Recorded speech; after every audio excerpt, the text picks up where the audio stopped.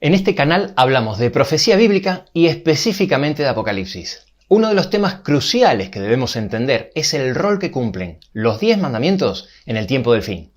En el capítulo 11 de Apocalipsis se menciona que se abre el templo de Dios en el cielo para mostrar el arca del pacto donde se guardan los 10 mandamientos. Y en el video anterior, del cual aquí arriba te dejo el link por si no lo viste, explicamos que el Apocalipsis describe a los salvos como los que guardan los mandamientos de Dios.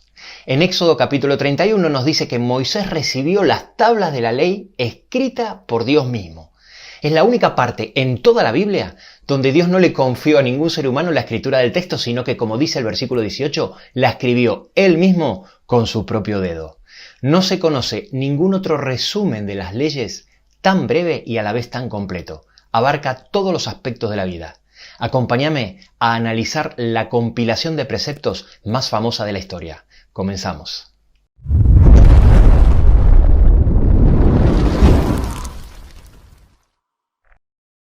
En Lucas 10 del 25 al 27 le preguntan a Jesús qué hay que hacer para heredar la vida eterna. Y él confirma que hay que amar al Señor tu Dios con todo tu corazón, con toda tu alma, con toda tu fuerza y con toda tu mente, y al prójimo como a ti mismo.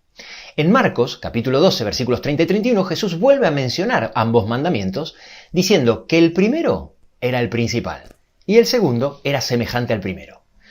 En total armonía con lo que ya estaba escrito en el Antiguo Testamento, ya que en Deuteronomio 6.5 y en Levítico 19.18, Moisés ya había dicho exactamente lo mismo.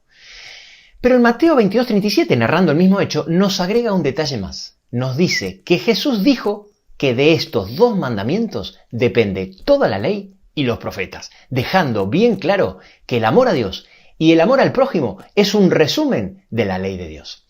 En Romanos 13, del 9 al 10, Pablo, hablando de los mandamientos, y para que no quede ninguna duda que está hablando de los 10 mandamientos, empieza a mencionarlos, dice: no adulterarás, no matarás, no hurtarás, no dirás falsos testimonios, no codiciarás, etc. Entonces dice que en ellos son resumidos por la frase amarás a tu prójimo como a ti mismo.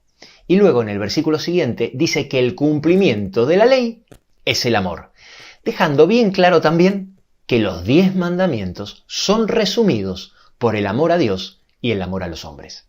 Así que cuando Dios le entrega a Moisés las 2 tablas de la ley, le está dando instrucciones prácticas de cómo demostrar el amor a Dios y a los hombres, una obra maestra del derecho y la literatura, donde nada es por casualidad, y que hoy vamos a analizar desde varios aspectos. El primero, su equilibrio. Los 10 mandamientos los podemos encontrar en la Biblia en Éxodo capítulo 20, del 1 al 17. Los primeros 4 mandamientos hablan de la forma como demostramos nuestro amor a Dios, y los últimos 6, cómo demostramos nuestro amor al prójimo. Los 10 mandamientos son el equilibrio perfecto de la expresión de ese amor. Ni demasiado genérico, ni demasiado específico. Amar a Dios y al prójimo es un resumen demasiado genérico, porque esa frase deja la licencia de que cada cual demuestre el amor como quiera. La ley de Dios, la cual es resumida por esas 2 frases, como hemos visto anteriormente, resuelve este problema aclarando cómo debe expresarse ese amor. Pero a la vez, la ley de Dios tampoco es demasiado específica. Tiene el equilibrio justo en 10 frases. Los judíos intentaron detallarlo todo y se equivocaron, porque hicieron la lista tan larga y difícil de cumplir que la convirtieron en un fin en sí mismo. Eso es ser legalista. No, la ley de Dios no es un fin en sí mismo, su finalidad es llevarnos a Cristo. Por eso en la Torá no se habla tanto de guardar la ley como de andar en ella. El segundo aspecto de la ley que vamos a considerar es su orden. Los 10 mandamientos abarcan la totalidad de la actividad humana, la acción, la palabra y el pensamiento. En la relación con su prójimo, el orden es claramente decreciente. No matarás hace referencia al delito contra la vida, agresión física. No cometerás adulterio, delito contra la familia, agresión moral. No hurtarás, delito contra la propiedad, agresión económica. No hablarás contra tu prójimo, falso testimonio, delito contra la reputación, agresión verbal. Y no codiciarás cosa alguna de tu prójimo, delito a nivel de deseo, agresión mental. Su simetría. Hay armonía en los 10 mandamientos. La correspondencia simétrica entre las 2 tablas dista mucho de ser fortuita. Yo soy tu Dios que te ha dado y salvado la vida, luego protegerás la vida. No tendrás otros dioses, serás fiel a tu pareja. Respetarás mi nombre y mi patrimonio y respetarás los bienes de tu prójimo. Me rendirás un culto verdadero, dirás siempre la verdad. Honrarás a tus padres, respetarás las demás familias. Su morfología, la persona. Dios no le habla a un grupo de personas, se dirige a ti individualmente. Están formulados en segunda persona del singular, la de mayor fuerza vinculante. De esta forma, Dios se dirige a cada uno de nosotros de forma íntima y personal. El tiempo verbal. Presta mucha atención a lo que te voy a decir ahora porque esto es realmente sorprendente. Cada acción va acompañada de su propio tiempo verbal. Tal es así que es el propio tiempo verbal el que nos indica sí o sí la intención del que habla. El tiempo verbal que Dios usa en los 10 mandamientos es el futuro imperfecto en negativo. Y en hebreo es exactamente igual que en español. Ok, entonces, sabiendo esto, veamos cuál podría ser la intención del autor. Lo más lógico y natural es pensar que son prohibiciones. A pesar de que a lo largo de toda mi vida he visto una gran cantidad de carteles de prohibiciones, jamás las he encontrado en un futuro imperfecto en negativo. Para las órdenes y prohibiciones normalmente se utiliza el infinitivo para las normas que son escritas, no correr o prohibido correr. Y el imperativo presente para las verbales, no corras o te prohíbo que corras. Pero un futuro para prohibir, no correrás. ¿Cuántas veces entraron alguna vez a una piscina y encontraron un cartel que diga no correrás por el borde de una piscina? O no entrarás con botellas de cristal. No, el tiempo verbal no coincide con una prohibición. Entonces, si no coincide con una prohibición, ¿cuál sería la intención del autor? ¿Amenazas tal vez?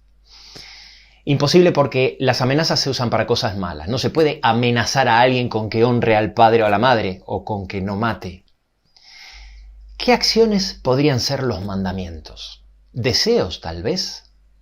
No, tampoco. El tiempo del deseo es cualquier tiempo dentro del modo subjuntivo. Y como está expresado en negativo futuro, las opciones no coinciden. ¿Qué acción podría ser entonces los 10 mandamientos? Presta atención porque lo que te voy a decir ahora es muy importante. La diferencia psicológica y teológica entre no mates y no matarás es lo suficientemente importante como para que merezca nuestra atención. Solo hay una intención posible que encaja perfectamente con este tiempo verbal. Son promesas. Te prometo que no matarás. Recibir los mandamientos como prohibiciones, es decir, como condiciones de aceptación, sería bíblicamente falso, además de teológicamente absurdo. No son prohibiciones, condiciones de aceptación, son promesas, es decir, el resultado de la aceptación. Dios primero los liberó de Egipto y luego, solo después, les dio las tablas de la ley. Por eso cuando entras al santuario lo primero que ves es el sacrificio de Cristo que nos libera del pecado del mundo. Y luego entonces, solo luego, te ofrece la santificación. Te prometo que si te acercas a mí, dice Jesús, y te entregas incondicionalmente, podré liberarte del pecado y entonces no robarás. No hablarás contra tu prójimo, pero eso no es todo. Te prometo que no codiciarás cosa alguna. Ahora sí coincide el verbo. Es imposible no verlo. Si desde niño detestamos que nos manden, todavía soportamos peor que nos prohíban. Las órdenes se cuestionan sistemáticamente, pero las prohibiciones parecen provocar automáticamente el deseo de hacerlo prohibido. Si hasta hoy has visto a los 10 mandamientos como una serie de prohibiciones, te puedo asegurar que no lo estás entendiendo. Por eso muchas veces en el hebreo antiguo del Antiguo Testamento no se le llamaba a los 10 mandamientos, sino las 10 palabras, de donde surge el vocablo griego decálogo. Satanás ha conseguido tener a todo el mundo engañado con respecto a estas 10 palabras de Dios. Fuera del cristianismo ni siquiera lo tienen en cuenta. Es ignorada. Dentro del cristianismo, o bien consideran que con Cristo ya no tiene validez, que fue abrogada, abolida o cancelada, o bien la han cambiado, fue modificada. Y de los pocos que creen en el texto bíblico tal como está, muchos la malinterpretan pensando que son obligaciones pesadas y tediosas. Por último, déjame hablarte de su prólogo. Casi siempre se enumeran los 10 mandamientos comenzando primero con la palabra no. Muestran un texto incompleto, mutilado, porque estas palabras no se pueden entender sin su prólogo. Lo que llama la atención es que Dios no se presenta como todopoderoso, ni omnipresente, ni siquiera como legislador. Si te va a dar una ley, lo lógico es que se presente como juez de toda la tierra, pero no, se presenta como un libertador, quien te ha sacado de Egipto.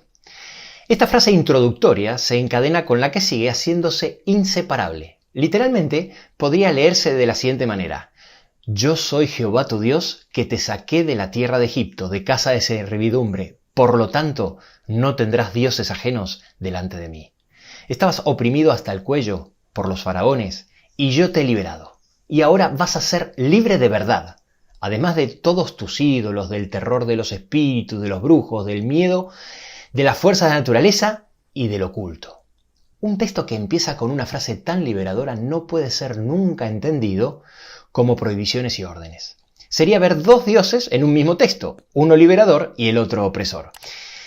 Dios le da una receta a un pueblo ya liberado para llevarlo a una calidad de vida superior, no para hacerle la vida imposible, no para imponerle una nueva esclavitud. Quien liberó a su pueblo de Egipto quiere con más razón liberarlo de sus miedos, violencias, líos familiares, odios, etc. Dios propone un estilo de vida tan diferente al que estaban acostumbrados que incluso aún hoy no se puede entender teóricamente a no ser que lo experimentemos poco a poco. ¿Cómo puede ser que aquello que parece una lista de prohibiciones resulta que ahora es un camino a la libertad? Parece una paradoja, pero en realidad es simple de entender. Solo cuando estás en los caminos de Dios eres realmente libre, porque en todo momento tú puedes decidir si seguir en sus caminos o apartarte de él. Pero aquel que se aparta de Jesús y cae en la adicción del pecado, ya no puede elegir. Tú puedes elegir drogarte, pero el drogadicto no sabe cómo hacer para salir de la droga. Juan 8, 32 y 36 dicen: conocerán la verdad y la verdad os hará libre. Y en el versículo 36 dice: así que si el Hijo los libera, serán ustedes verdaderamente libres. Cada mandamiento nos abre un camino de libertad invitándonos a ser 10 veces libres.